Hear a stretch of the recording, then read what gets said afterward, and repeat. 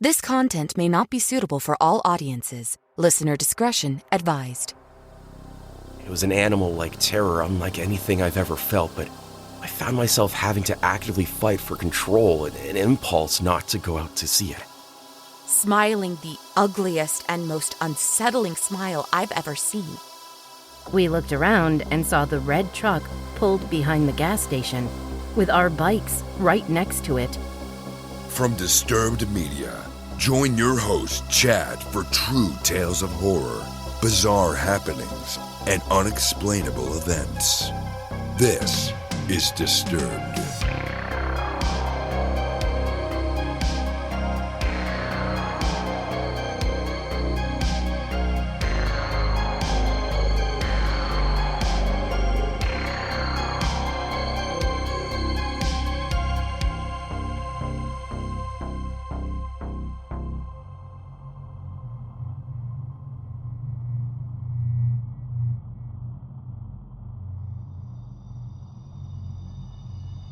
Welcome back in, everyone, and thanks for joining me. This week, I'm bringing you 3 true tales and a listener voicemail that will frighten and disturb. So sit back and listen close as we dive into the horror. Before we get into the episode, I wanted to mention that we are now in the process of releasing our entire catalog of episodes over on YouTube. During the rest of October, we'll be gradually releasing our back catalog of episodes right up to our most recent. And once we've finished with that process, we'll be releasing each new episode there weekly on Thursdays, just like the podcast. So do us a big favor, head over and subscribe to the channel. Share it with your horror-loving friends and family. It's a great time of year to get new people discovering the show. You can find the channel at youtube.com/@disturbedpodcast or search Disturbed True Horror Stories in the YouTube search. You'll see our familiar artwork. Click that subscribe button to help us grow on a new platform. And one last thing on that front, starting in November, we'll be doing a premiere watch party Thursday evenings on YouTube, where that Thursday's new episode will premiere on YouTube, and you can listen along and even join in on the live chat with other listeners and fans, and even yours truly. So don't miss out. Go subscribe today. youtube.com/@disturbedpodcast. Now then, moving right along. We open the show hearing from Reddit user 800Nico008, featuring voice work by Matt Bradford, and we meet the Gray Man. I moved to a rural area of the North Georgia-Alabama mountains. Sand Mountain was the name of the place. It was connected to Dade County, Georgia, but right over the state line in Higdon, Alabama. And I was around 8 years old. And when I first got there, it was a total culture shock having moved from a large urban area in the southwest. I vividly remember driving through the virtual sea of green right outside of Atlanta. The novelty of the trees soon wore off, though, and I dove back into a book to stave off the boredom of a long drive to my new home. And at some point, I started to feel really uneasy, so I told my mom. She wrote it off as a symptom of a major life change or, something to that effect. I did my best to just accept it as nothing more than that, but the anxiety and sense of oppression got a lot worse. It seemed to me that that heavy feeling directly correlated to the proximity of my new home. That was a feeling that I would live with for more than a decade. I would soon find out that it was nothing in relation to what I would soon experience. I can't say how long it was until it started, but it had to be a few months after we moved into a little trailer at the end of a long driveway in the clearing of the woods. Our closest neighbor was well over a mile away. My room was on the opposite end of the trailer as my mother and her husband's room. I had a huge bay window, which, will be important in a minute. So it all kind of started one odd night. I couldn't sleep despite being tired from exploring the acres of wood that I now resided in. So I'm lying there watching Cartoon Network in the dark, trying to fall asleep. And then suddenly, I'm not there anymore. I'm deep in the woods in the southeast of the property. This was a place that I had been to before, but I recognized it. I was someone else.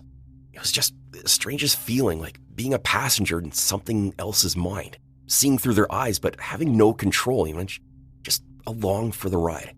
It was disorienting to say the least, and it exponentially worsened when whatever it was started to move. This thing ran at an unnatural speed. It was predatory, precise.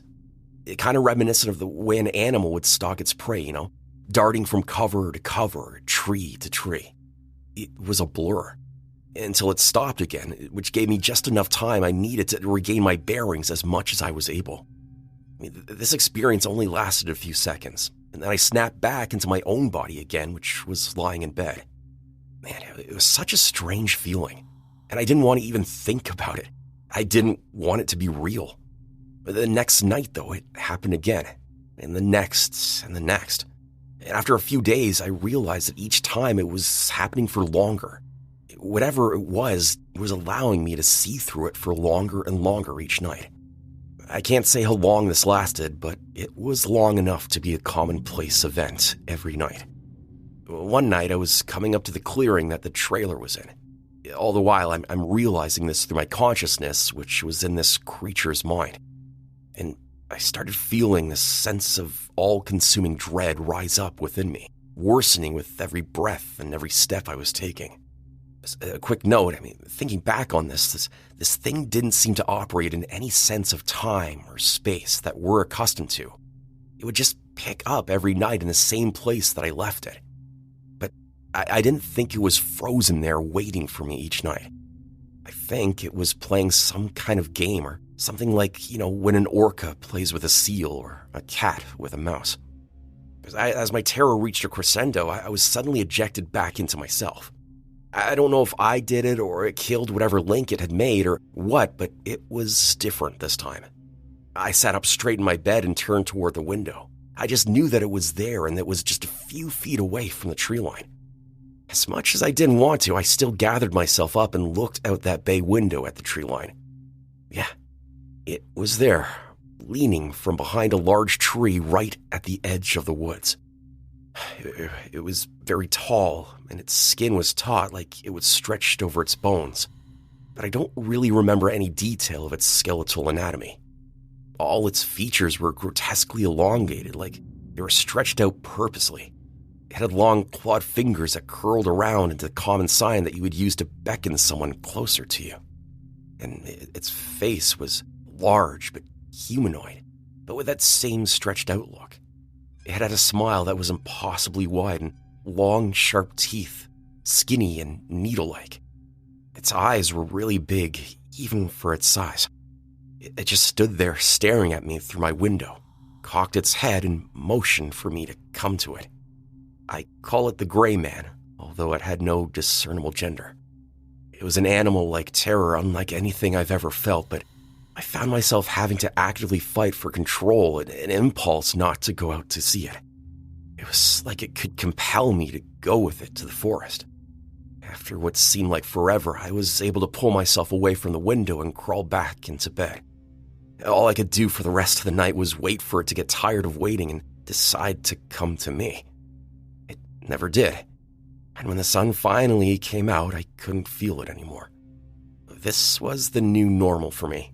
Almost every night it would come back and wait and watch. The compulsion lessened eventually, though, which was the only real silver lining. I stopped sleeping a lot and would spend the nights in the living room as much as I could, which wasn't often. After quite some time of living with this thing appearing all the time in different places, it got closer at night. I don't have a total memory of this night exactly, I guess, or I should say that I don't have a complete memory. I think I gave it away, or something else. After being plagued by this thing for quite a while, it was really getting to me. I wasn't sleeping, which affected lots of my other areas of life. And this, in connection with a tumultuous environment, was quickly pushing me to the breaking point. One night I woke to this thing, something different perched on the bottom railing of my bed. The only way I can describe it was kind of like the faun from Pan's Labyrinth. It looked much different than that character, but it's as close to an analogy as I can come up with. It told me that it would get rid of the Gray Man, but for a price. The faun had a different energy to it than the Gray Man did, but I didn't think that it was something of good intent. It was almost a mild, predatory opportunism at best. I was, however, desperate and exhausted. So whatever it wanted from me, whatever price it required, I paid it. It did indeed keep up its end of the bargain until I ended up accidentally opening up the door for this thing to re-enter some years later. My life did return to a kind of normal.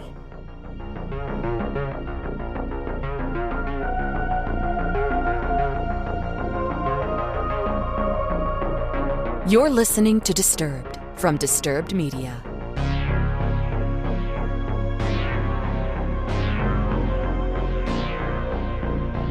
Next up, we check in with Reddit user MaddieMoo55, featuring voice work by Tanya Eby, and we're convinced we're being followed.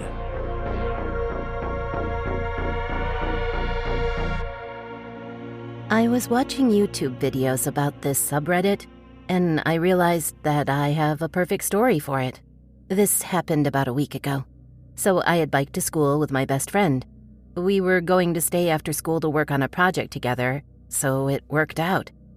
On our bike ride home from school, we decided not to go straight home and that we wanted to go on a small bike ride down a path by the park. That will lead us back to my house anyway. When we were unchaining our bikes from the bike racks, I noticed like a red Dodge Dakota across from the school. Just an FYI, we live in a pretty small town, so most of the kids who get picked up, we know of what cars they get into and what cars hang around the school at pickup time, as well as what cars the teachers and students own that drive themselves to school. Or at least somewhat of an idea, but I usually didn't see that one, and it was probably like an hour and a half past the time school got out.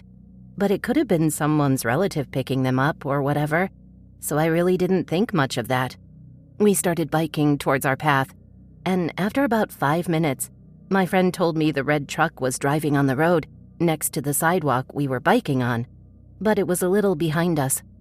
I told her that it was probably fine, and a coincidence, and that they are probably going home or live around here, so we kept going. But he didn't stop. After about 10 more minutes of him still following us, then I started to get a little concerned. We ended up continuing until we got to a gas station, because then at least there would be people around, and less of a chance of something happening. So we parked our bikes and went in. We grabbed drinks and a snack to not make it look odd that we were in there. But while we were in there, I called my brother to come get us and that there was someone following us. He told us he would be right there and to just stay inside. So we did. We paid for our snacks and told the cashier about it, and she let us just sit there until my brother came. My brother pulled in, and so we walked out to get our bikes.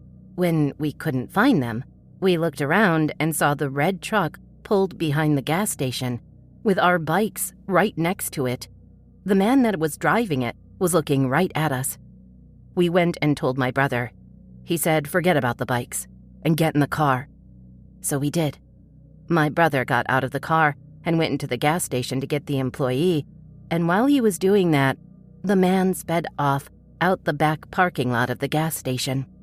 When my brother came out, he said that the gas station worker was going to check back the cameras and see if she can get a license plate to give it to the police, and that my brother gave her our mom's information for any updates. We both made it home safe. I'll keep y'all updated when we find out more.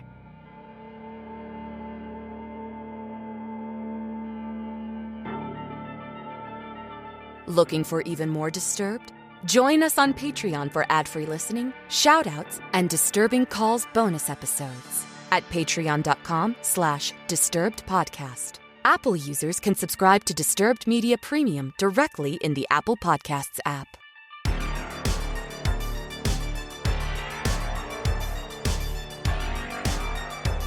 This episode is sponsored by BetterHelp. Your brain is a funny thing. It has so much thinking and processing power for you to utilize at any given moment, but there are times when it can get in your way as well. Those racing thoughts at night when all you want to do is sleep. I struggle with this a lot.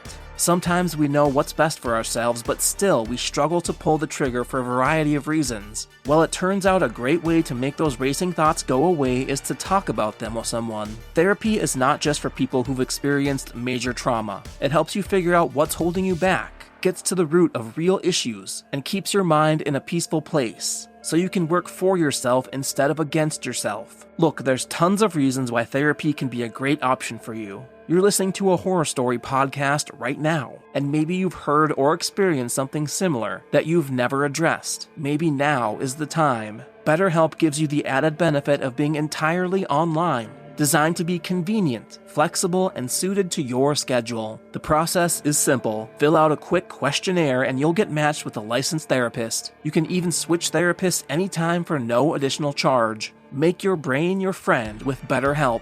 Visit betterhelp.com/DTHS today to get 10% off your first month. That's betterhelp.com/DTHS. And remember, using our link helps support Disturbed. For 2 decades, FBI agent Robert Hanssen sold secrets to the Kremlin. He violated everything that my FBI stood for. People died because of him. Hanssen was the most damaging spy in FBI history, and his betrayals didn't end there. Do I hate him? No, I don't hate anyone. But his motive, I would love to know what his true motive so I can get that out of me. How did he do it? Why? Listen to Agent of Betrayal, The Double Life of Robert Hanssen wherever you get your podcasts. You're listening to Disturbed. Now, back to the horror.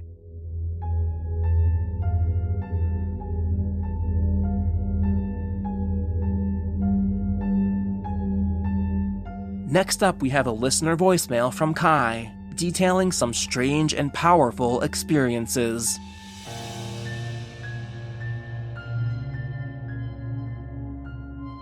Hello everyone out there in podcast land. This is Kai, and I thought I would share some spooky happenings with you.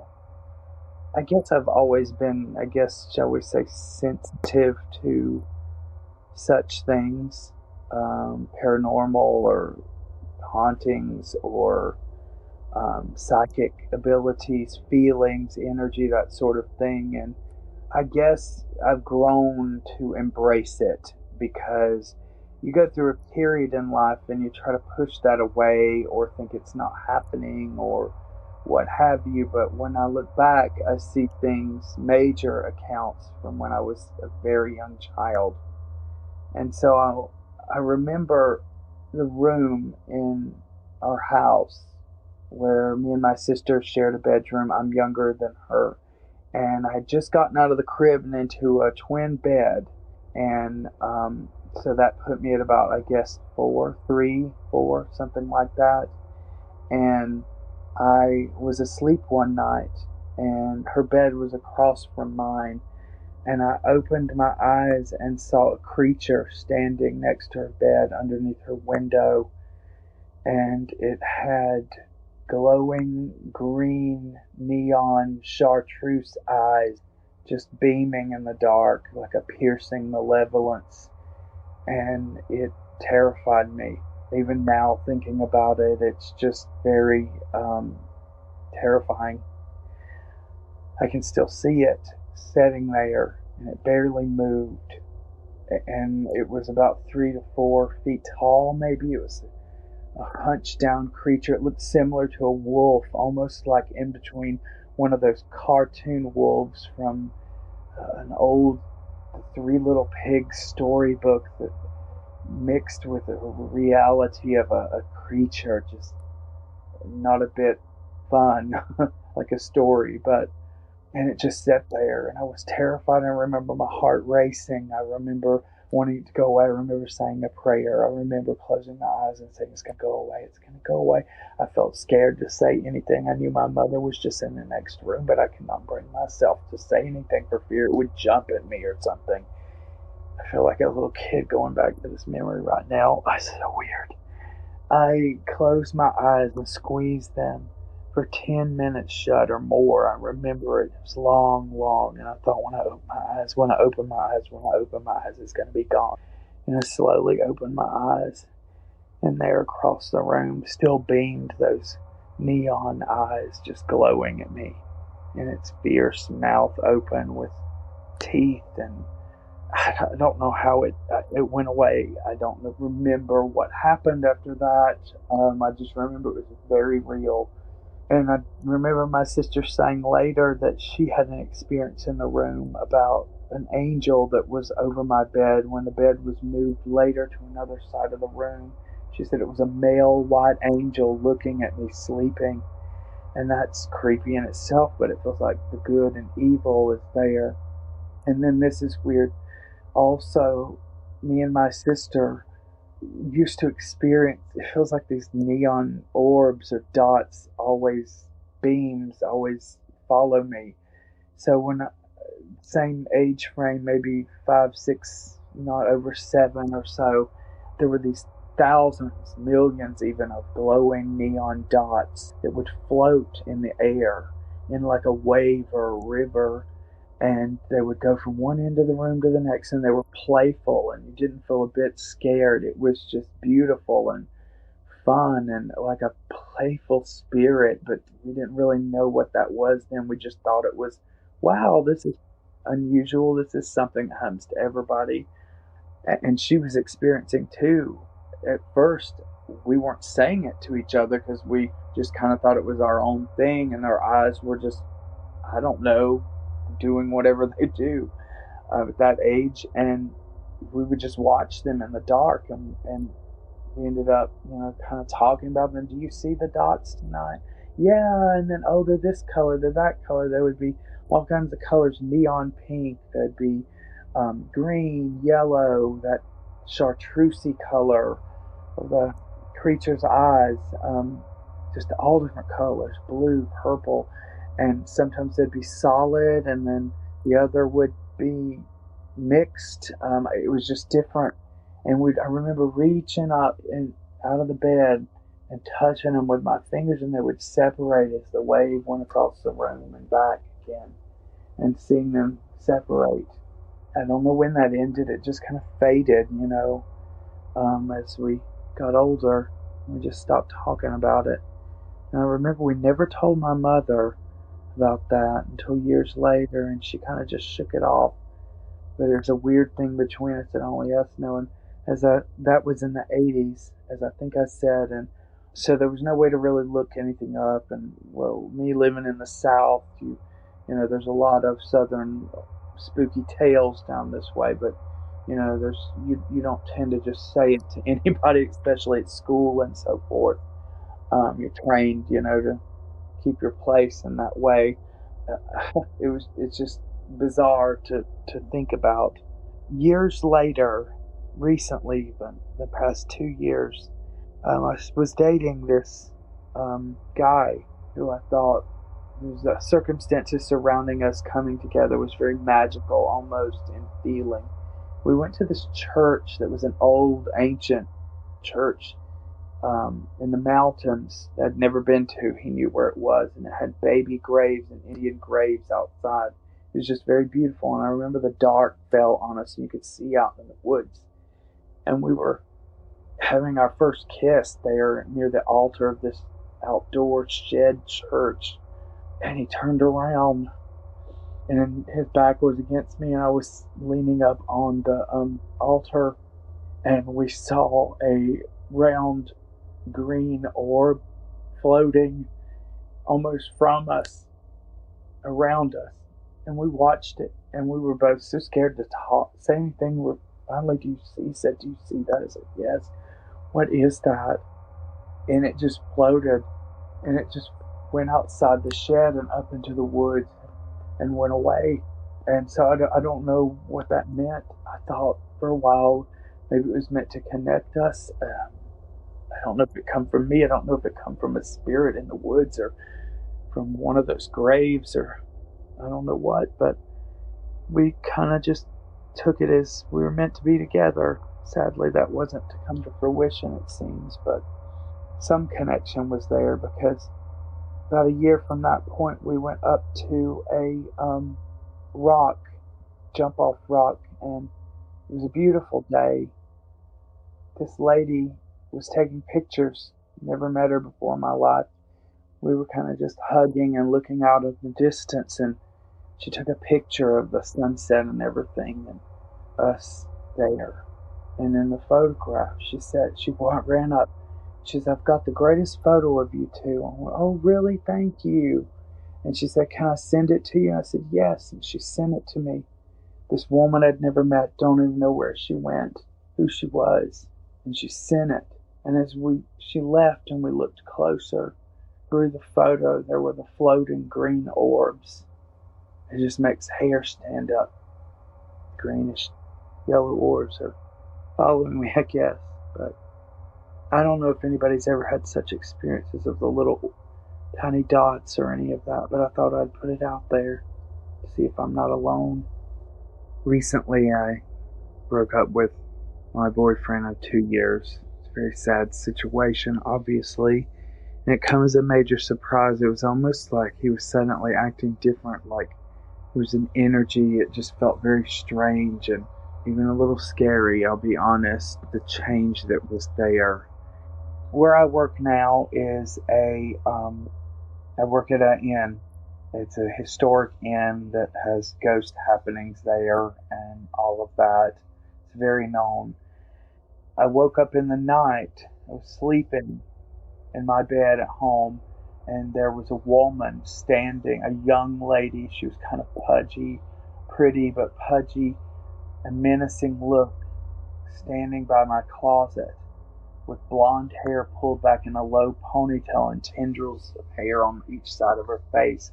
And it looked as though she was wearing a sleeveless dress or an old pinafore with patches, pink, green patches on it.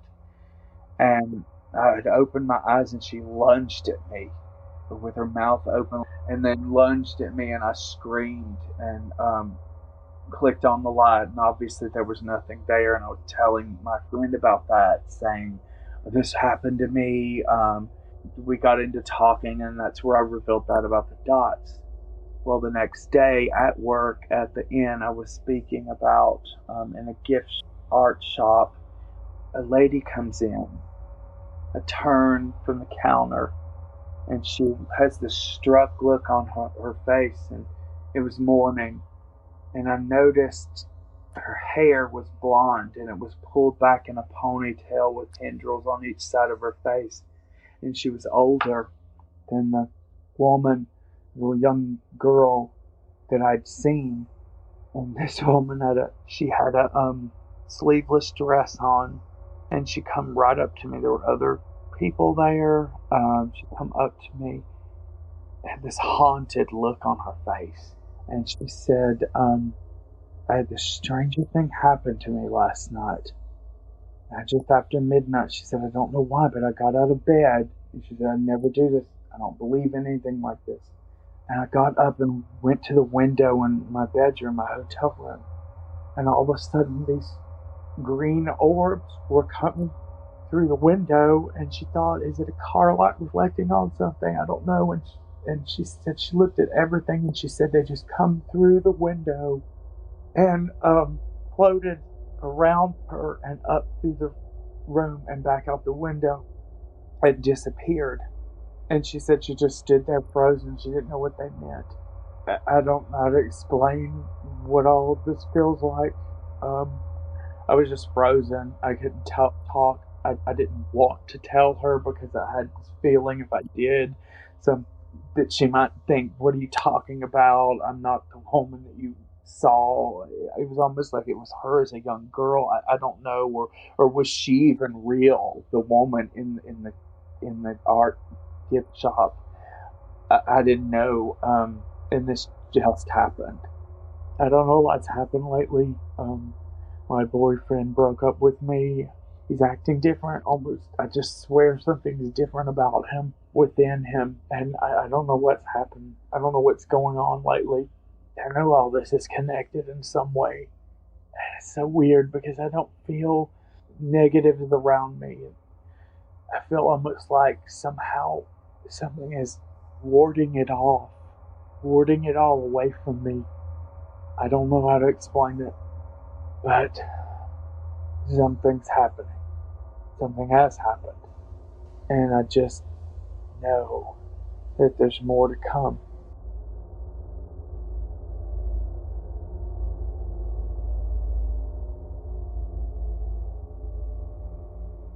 You're listening to Disturbed. And we close out the show hearing from Reddit user PumpkinPie6848, featuring voice work by Sarah Thomas. And we have a run-in with the Bicycle Man.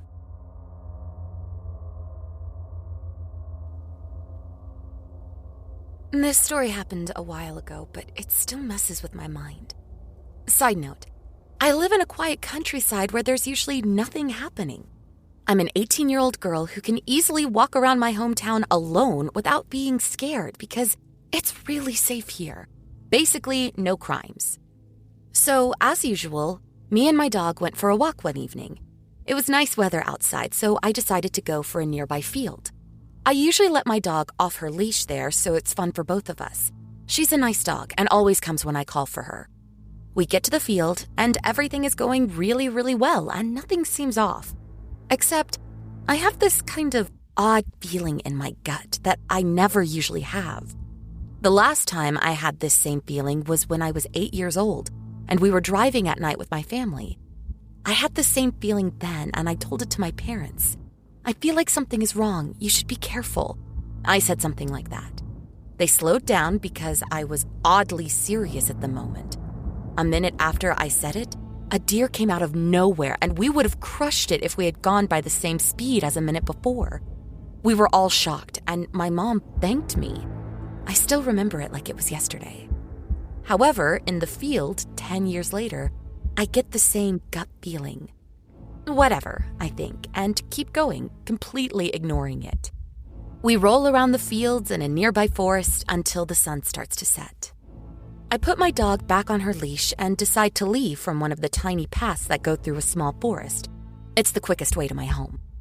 It's not a popular way to go, but it's quick. As I'm walking along that path, I suddenly spot a silhouette in the end of the road, just before the forest starts. I think nothing of it at that point and just keep walking. But after just a little while, I have a strong gut feeling and stare at the silhouette for a while. It's then that I notice that the silhouette is staring at me without moving. I just think that maybe they were waiting for someone, because at first the silhouette looked like a child's. But as I got closer, I noticed that it wasn't a child, but a grown man who was riding a child's bicycle. It was a blue-green boy's bicycle. His legs were way too long for it, and his whole body looked like he was forcing himself to ride it. It was a really unsettling sight.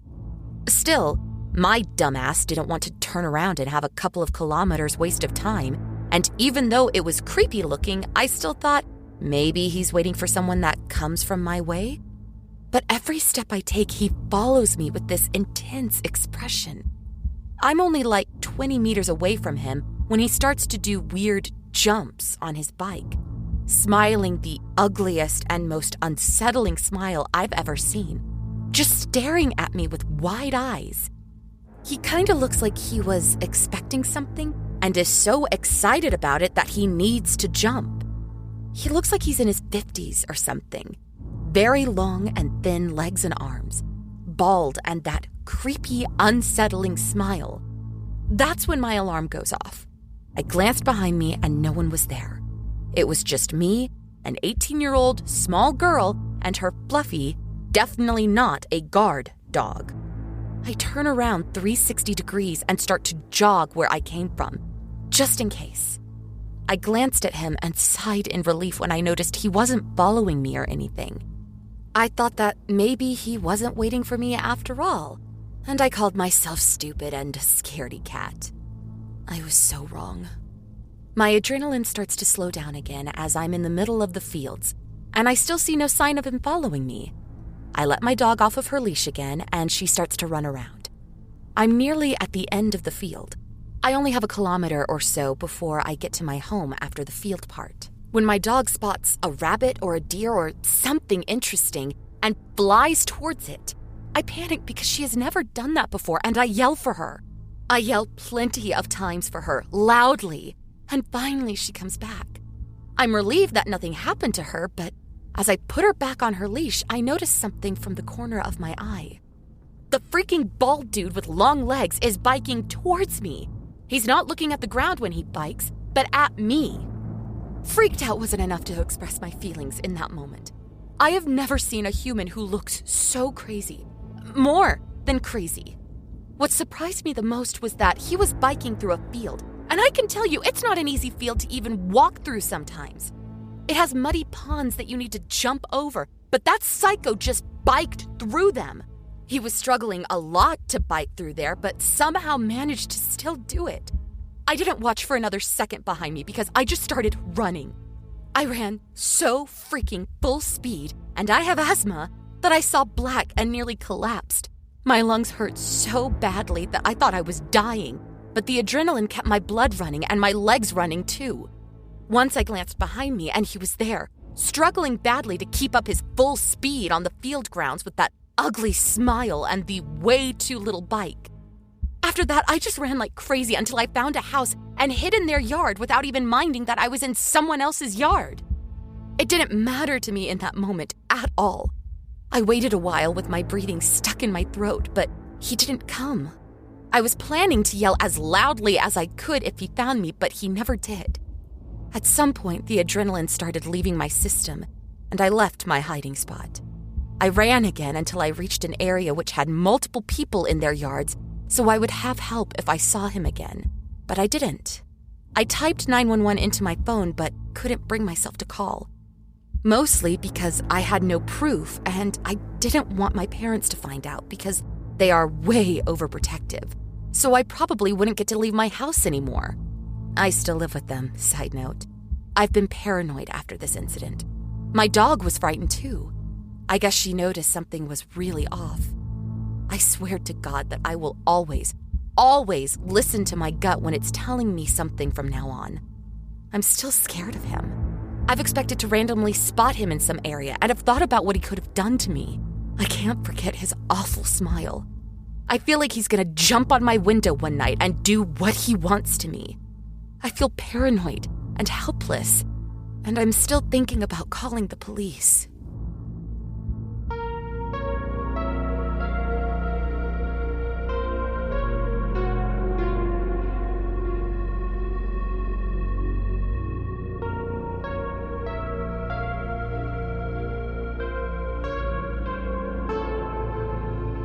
Follow our social channels on Facebook and Instagram at Disturbed Podcast and on Twitter at Disturbed_pod.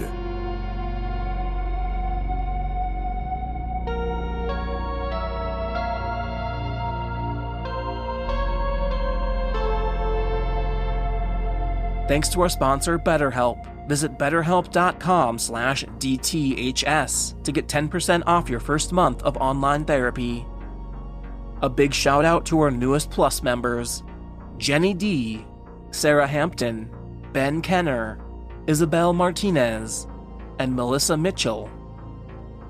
If you enjoyed the show, please consider joining Plus at disturbedpodcast.com/plus. But if you can't, you can leave a positive rating and review on your favorite listening platform. Share your own true horror story at disturbedpodcast.com. Music by Carl Casey at Whitebat Audio and Co.ag. And don't forget to stay safe and spooky out there, y'all.